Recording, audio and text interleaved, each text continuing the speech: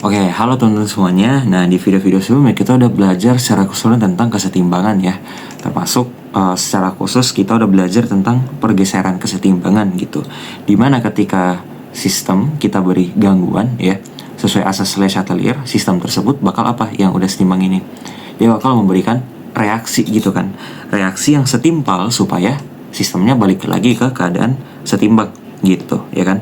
Nah, supaya lebih paham terkait konsep kesetimbangan, kita coba kerjain contoh soal nih di sini ya. Jadi ada sebuah reaksi kesetimbangan kimia ya, reaksinya seperti itu.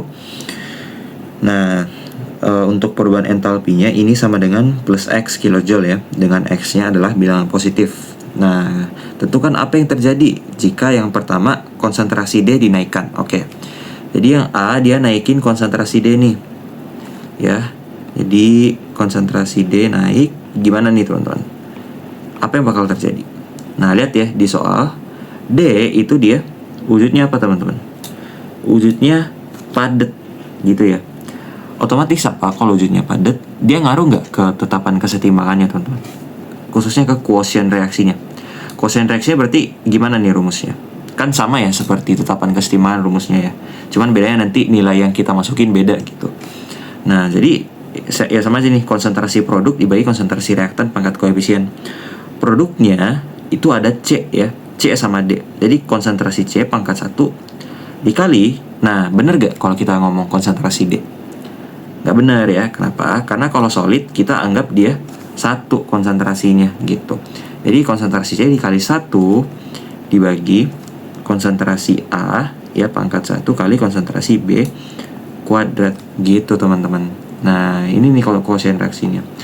Sekarang pertanyaannya, kalau D-nya berubah jumlahnya, menurut kalian quotient reaksinya berubah nggak nih? Jadi D-nya dinaikin.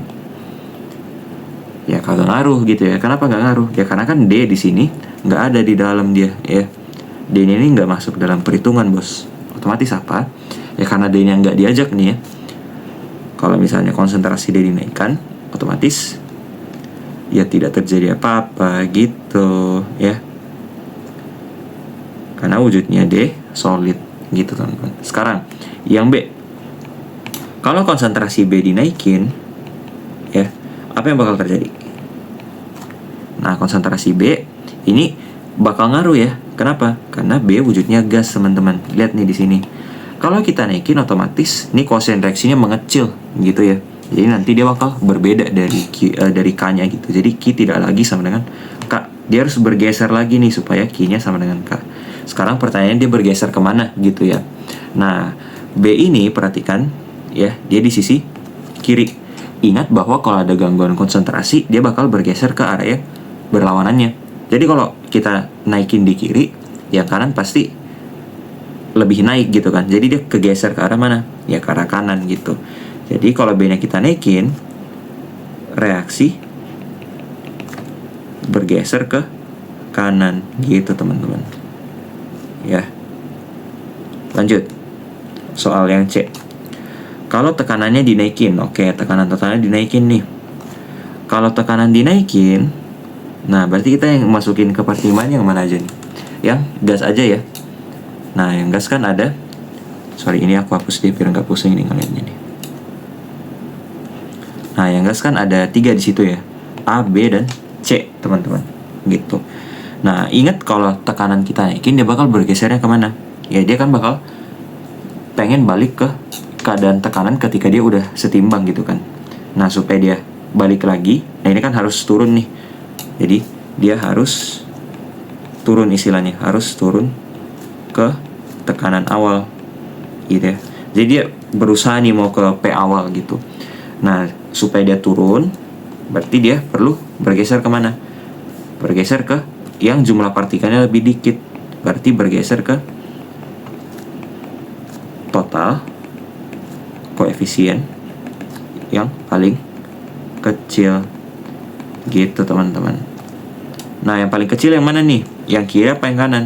Ya, coba kita hitung ya. Yang kiri ada berapa total koefisiennya? Koefisien kiri ada 1 tambah 2. Ada 3 gitu ya. Sedangkan yang kanan berapa? Kanan 1 tambah 3? Bukan ya. Kenapa nggak ditambahin? Nggak ditambahin 3 ya? Karena lagi-lagi D wujudnya solid. Yang udah berhitung kan yang mana? Ingat ya, gas doang. Nah, yang gas di sini cuma C ya. Jadi total koefisiennya cuma 1, teman-teman. Gitu. Otomatis dia bakal bergeser kemana? Ya, dia bakal bergeser ke kanan jadinya. Gitu. Ya. Yaitu kanan. Ya. Nah, ini harusnya aku warnain biru ungu aja nih ya. Gitu. Nah, kalau bergeser ke kanan apa yang terjadi? Ya, berarti jumlah C dan jumlah D pasti naik gitu kan.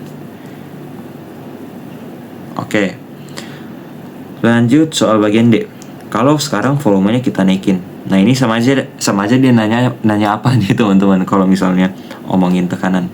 Omongin volume. Artinya tekanannya diturunin gitu kan. Ingat ya, pokoknya volume dan tekanan tuh berbanding terbalik. Volume kita naikin, tekanan pasti turun. Jadi sama aja dia ngomong kalau tekanan diturunin apa yang terjadi, kayak gitu ya. Jadi V naik itu sama dengan V turun. Nah, kalau tekanan turun ya sebaliknya ya, berarti dia reaksi geser ke mana? Yang total koefisiennya. Nah, yang paling besar yang mana nih? Yang kiri gitu ya. Yang kiri ini total koefisiennya 3. Jadi ke kiri. Kalau digeser ke kiri, apa yang terjadi? Ya, kalau digeser ke kiri artinya jumlah A sama jumlah B naik gitu ya.